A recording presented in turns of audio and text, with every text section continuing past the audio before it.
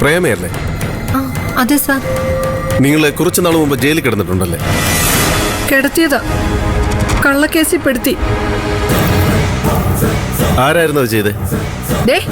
ഈ നിൽക്കുന്ന ഇവളും റൂബിയും കൂടെ ചേർന്ന്.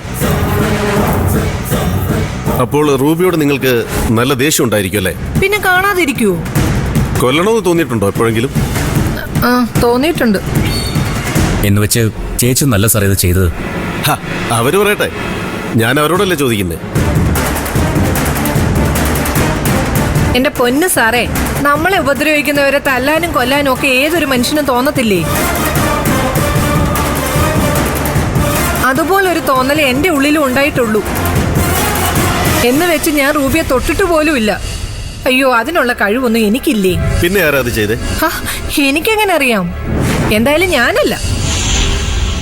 നിങ്ങളുടെ ഒരു മാല കാണാതെ പോയിട്ടില്ല? പോയിരുന്നു. അത് കിട്ടുകയും ചെയ്തല്ലോ. അത് മോഷ്ടിച്ചതാരാണ് നിങ്ങൾക്കറിയോ? ഇല്ല സർ, അത് ഞാൻ ചേച്ചിയോട് പറഞ്ഞിട്ടില്ല. അതെന്താ പറയാതിരുന്നേ? അത് പിന്നെ വേണ്ടെന്ന് വെച്ചിട്ടാ. എനിക്കറിയണം സാറേ, എന്റെ മാല ആരാ കട്ടേന്ന്. ഈ നിൽക്കുന്ന ചന്ദ്രലേഖ. അത് പണയം വെക്കാൻ സഹായിച്ചത് മരിച്ചുപോയ റൂബി. അങ്ങനെ വരട്ടെ. അപ്പൊ ഞാൻ സംശയിച്ചൊന്നും വെറുതെ ആയില്ല.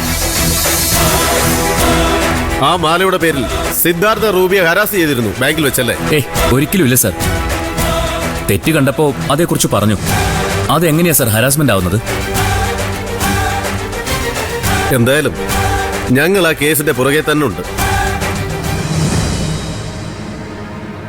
യഥാർത്ഥ പ്രതിയെ കിട്ടുന്നവരെ ഞങ്ങൾ അന്വേഷിക്കും. ഇപ്പോൾ രക്ഷപ്പെട്ടെന്ന് പലർക്കും തോന്നുന്നുണ്ടാവും. അത് വെറുതെയാ. ഞങ്ങൾ ഇനിയും വരും.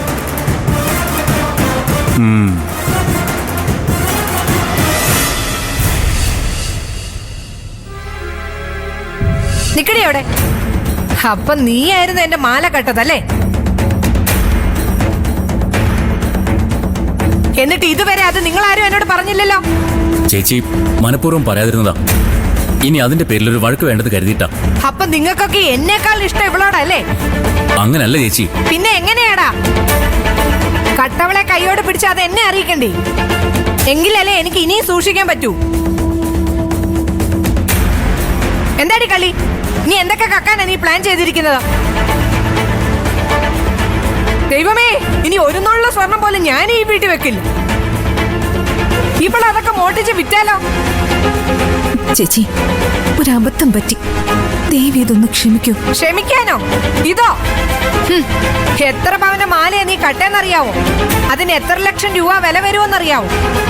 ഓ, നീ ഇത്രയും വലിയ കള്ളിയാണെന്ന് ഞാൻ അറിഞ്ഞില്ല. മതി അങ്ങനെ വിളിച്ചത്. ഇതിനു മുൻപ് ഒരിക്കൽ പോലും ഞാൻ ആരുടെ ഒന്നും എടുത്തിട്ടില്ല. ഇതെടുത്തത് അതെനിക്ക് കാശിന് ആവശ്യം വന്നതുകൊണ്ട്. കാശിന് ആവശ്യം ഉണ്ടെങ്കിലേ ചോദിക്കണോടി, അല്ലാതെ വെറുതെ കക്കുവല്ല ചെയ്യേണ്ടത്. ചോദിച്ചാ നിങ്ങളൊക്കെ തരുമോ? എന്നെ ഒരു അന്യായിട്ടല്ലേ നിങ്ങളെല്ലാവരും കാണുന്നത്?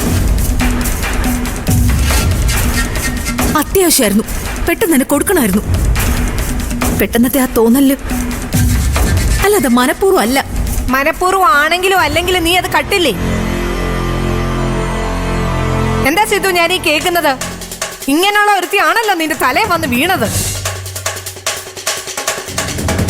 ഞാൻ കാല് പിടിക്കും. ദേവി ഇതെന്നെ ഇനി ആ പേരും പറഞ്ഞ് നാണം കെടുത്തരുത്. മോളകത്തേക്ക് വയ്ക്കുക. പ്രേമയെ പറഞ്ഞ് ഞങ്ങൾ സമാധാനിപ്പിച്ചോളാം.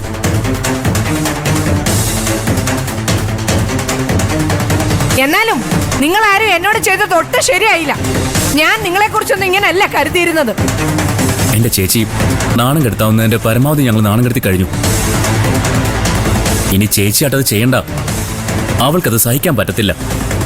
മനുഷ്യനല്ലേ, എത്രയാന്ന് വെച്ച് സഹിക്കും. അത് വിട്, ആ അധ്യായം കഴിഞ്ഞു. അത് നിങ്ങൾക്കൊക്കെ ഞാനൊന്നും അവസാനിപ്പിക്കാൻ ഉദ്ദേശിച്ചിട്ടില്ല. എല്ലാരും കൂടെ എന്നെ പൊട്ടയാക്കുമായിരുന്നു. കാണിച്ചാരല്ലോ തിന്നെ. ഇത് ഉടൻ കൊണ്ടൊന്നും തീരില്ല കുഞ്ഞളിയ. ഇനി ചന്ദ്രയുടെ കഷ്ടകാലമാണ്. പ്രേമ ഇത് വെറുതെ വിടാൻ പോകുന്നില്ല.